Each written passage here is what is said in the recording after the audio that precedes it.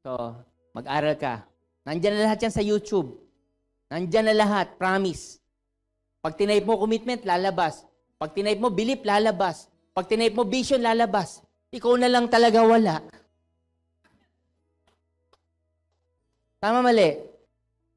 Nandyan na lahat. Nung panahon namin, wala lahat yan.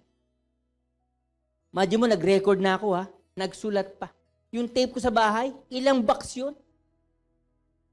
Yung recorder ko, antindi ko. Nagre-record ako. Sabi, tayo ko lagi yan. Kahit ngayon, nakikita ko nila Kiko. Sa bahay namin, may speaker phone sa gitna. Loudspeaker yun. Totoo. Kahit saan ako pumunta doon, kumakain ako, may ginagawa ko. Tuloy-tuloy yung motivation sa bahay namin. Alam mo bakit? Kasi ako mismo nag-aaral. Ito matindi. Talagang nila-loudspeaker ko. Alam niyo bakit? Naririnig ng mga anak ko.